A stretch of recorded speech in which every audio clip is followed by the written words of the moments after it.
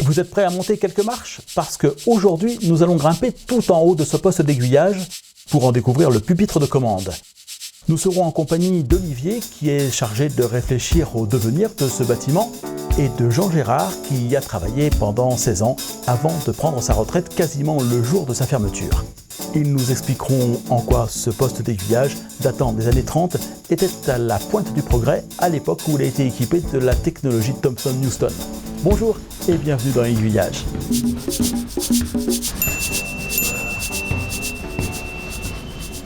À l'entrée nord de la gare de Perrache, à Lyon, le poste 1 avait été mis en service par le PLM dans les années 30. Il a tracé ses derniers itinéraires à la mi-novembre 2016, remplacé par un centre de commande centralisé et informatisé situé à Jean Massey.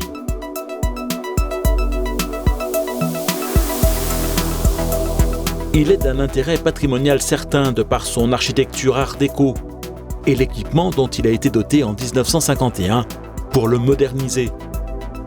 Il est ainsi devenu l'un des principaux postes à levier d'itinéraire français et un modèle pour la mise au point de la petite cinquantaine d'équipements du même type qui ont été installés par la suite un peu de partout sur le réseau ferré. Il fonctionne grâce à un poste à poignée d'itinéraire de la marque Thomson Houston.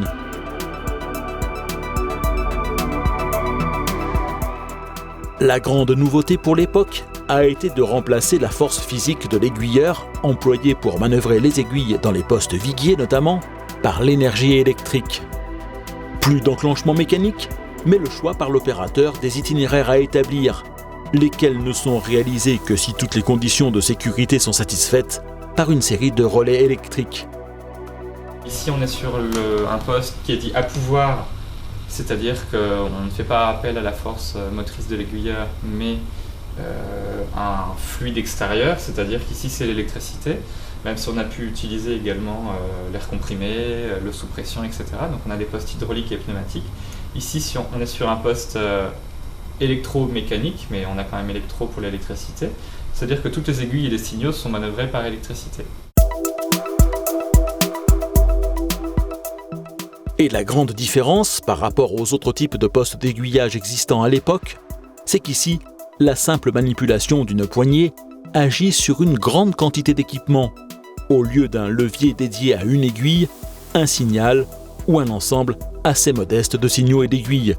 D'où un très gros gain de temps sur l'établissement des itinéraires, de l'ordre de 1 à 9, ce qui était recherché pour l'augmentation du trafic. En fait, au-dessus de chacune de ces poignées, on peut voir qu'on a deux indications. Prenons par exemple ici DP. Donc DP, on aura direction Paris. Si on a ici DPB par exemple, ici j'aurai DPH, ici j'aurai DPAG, ici par exemple j'aurai DPDEP. Évidemment, chacun de ces points, c'est l'origine et la destination de l'itinéraire que je vais former si je tire vers moi la poignée correspondante.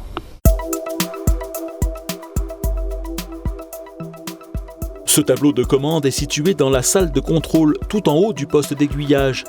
Mais les actions sur ces poignées entraînent toute une série de mouvements dont on ne peut prendre conscience qu'en se rendant dans les étages inférieurs.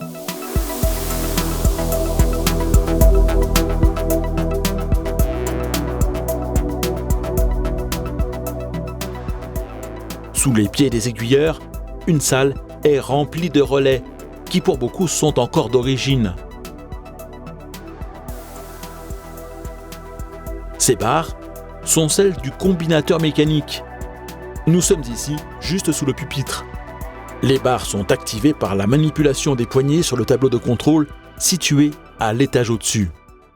À chaque barre, à chaque levier d'itinéraire qui est en haut, correspondent deux barres verticales, une barre d'itinéraire ici. Et à chaque aiguille sur le terrain correspond cette barre horizontale qui est appelée un balancier d'aiguille. En fait, on a un système qui est matriciel puisqu'on a superposé tous les balanciers d'aiguilles qui représentent toutes les aiguilles. Et puis dans la largeur, on a verticalement toutes les barres d'itinéraire qui correspondent aux itinéraires établis.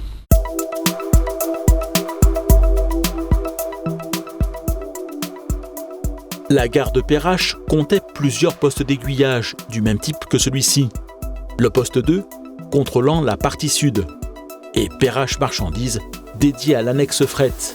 Les dispositifs installés dans le poste de Perrache 1 prenaient en charge une quarantaine d'aiguilles, une trentaine de signaux, le tout autorisant le tracé d'une centaine d'itinéraires.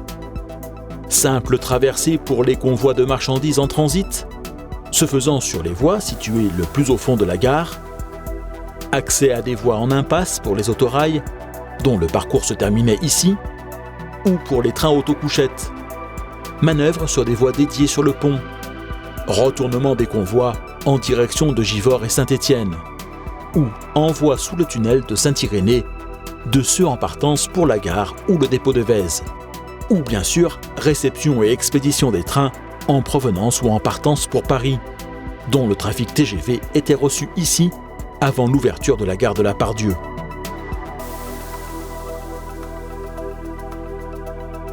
Pour autant, le tableau de commande n'a jamais été utilisé au plein de ses capacités, les poignées bleues restant disponibles pour de prochaines affectations qui n'ont jamais été implantées. Avec la mise en service de la gare de la Part-Dieu, celle de Perrache a perdu de son importance.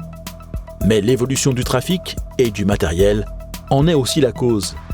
La mise en service de rames réversibles ayant limité le nombre de manœuvres nécessaires en gare avant qu'un train ne puisse repartir, et certains types de dessertes ou services n'existant tout simplement plus.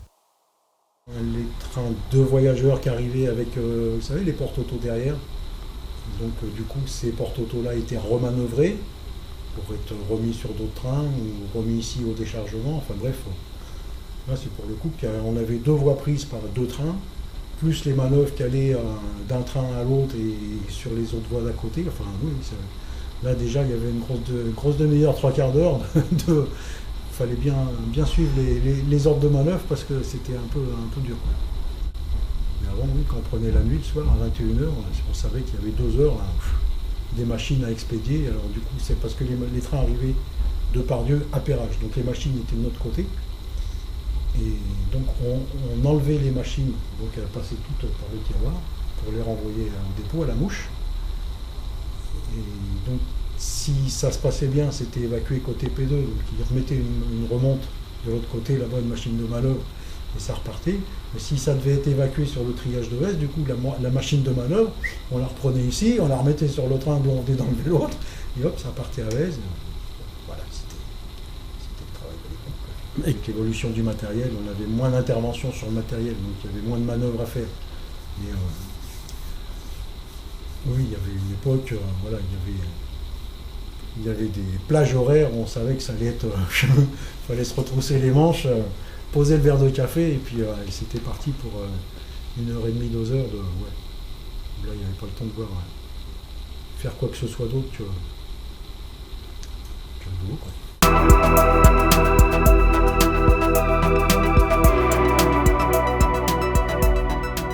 Jean Gérard a passé pas mal de journées, de soirées, de week-ends et même de nuits au poste 1 de Perrache. Il y est arrivé en 2000 à la faveur d'une évolution de carrière et a pu faire coïncider la date de son départ en retraite avec celle de sa fermeture le 11 novembre 2016. Pour autant, il n'est pas fâché d'y revenir quelques mois plus tard pour aider Olivier à compléter les connaissances qu'il a pu acquérir sur son fonctionnement, car le projet est bien de permettre à ce bâtiment de connaître une nouvelle vie. Un devenir sur lequel Jean Gérard et ses collègues se sont souvent interrogés et qui était particulièrement bien placé depuis leur tour de contrôle pour observer l'intérêt que le public peut avoir pour le patrimoine ferroviaire. On rigolait souvent sur le fait de faire un restaurant panoramique. Bah, c'est vrai qu'après, c'est ce qu'on disait, quand il y avait des trains spéciaux qui circulaient, style train à vapeur ou machin comme ça, mais le monde qu'il y avait sur les quais pour les voir arriver, mais c'était impressionnant, impressionnant. Je revenais pas.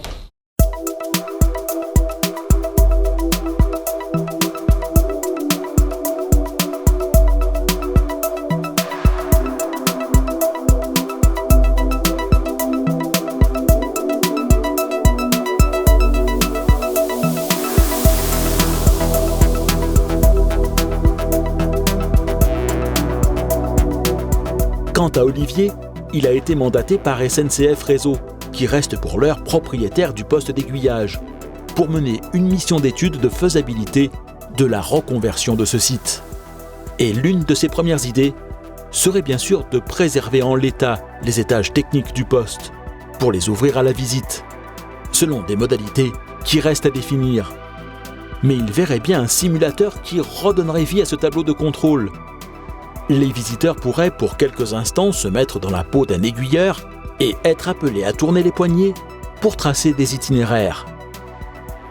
Il imagine déjà les sonneries qui se déclencheraient lors de la manœuvre des aiguilles, les lumières qui s'éclaireraient de nouveau sur le tableau de contrôle optique, les conversations captées par la radio, le tout rythmé par le passage des trains. Bien le bonjour conducteur 482. J'avais entendu dire qu'il y avait eu une relève éventuelle. Est-ce que tu peux m'en dire plus sur ton train à toi? Ok, bah c'est parfait. C'est parfait. Il y avait une non-conformité là-dessus. Bah, écoute, c'est nickel, on va tout les rendre. Pas de soucis. Tu tires le train jusqu'à jour. Merci, bon après-midi. Allez, bonne route. Le défi à relever étant de faire en sorte que le bâtiment puisse générer des revenus suffisants pour subvenir aux besoins liés à son entretien.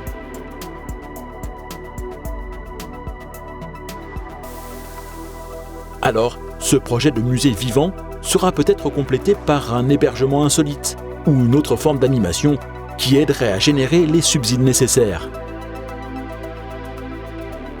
À ce stade de l'avancée du projet, toutes les idées restent les bienvenues et vous pouvez en suggérer en commentaire sous ce reportage ou en les adressant par l'intermédiaire de la page contact du site d'aiguillage.